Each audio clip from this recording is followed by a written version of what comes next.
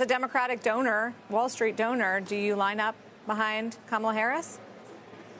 Yes, and listening to the conversation which you just had, I would observe that her campaign is going to be very well financed. I think both candidates are going to have more or less all the funds they need, and it won't be money that decides this race. What will it be? Well, I think the race is suddenly upended. Joe Biden's, and let me just say quickly a word of admiration for President Biden. He put country ahead of himself through this patriotic and courageous act, and I really salute him. And his decision has upended the race.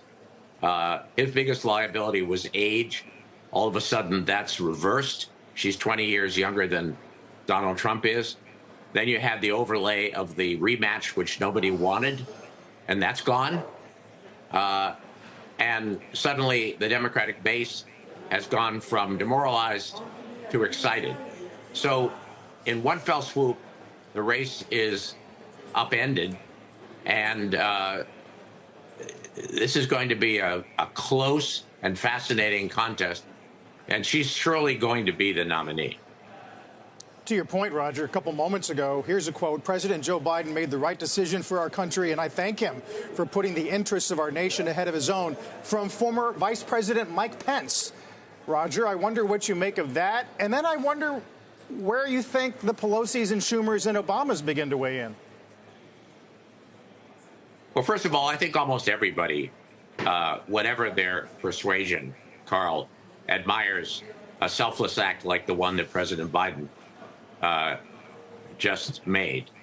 It doesn't happen all that much at the highest levels of politics, and this stands out.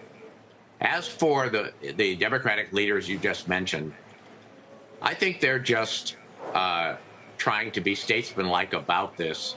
I expect that all of them will support Vice President Harris, although I can't prove that. But the party and the machinery are all swinging solidly behind her. And these folks, Speaker Pelosi, former Speaker Pelosi, Presidents Obama and Clinton and so forth, they are leaders in every sense of the word, and they're going to be ultimately leading here as well. So, Roger, what do you know about her policy opinions and prescriptions, especially for Wall Street, for business, for the economy? Well, nobody could give a more ringing endorsement of Vice President Harris than Jim Cramer did on this network about an hour ago. That was amazing. They should run ads just containing Jim Cramer's observations on her.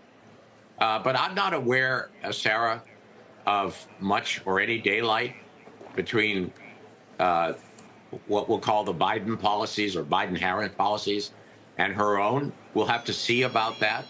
I mean, what do they stand for? Rebuilding the country. Infrastructure, green energy, semiconductor production, universal broadband, and the like. And that's a strong agenda. And with inflation coming down, as was just discussed before I came on, the outlook is quite good. I mean, the economy is delivering the soft landing everybody hoped for. Labor markets are in balance. Growth remains resilient. Inflation is coming down very nicely, and markets are strong. So it's a good framework for running for president, and I'm sure she's going to take advantage of it.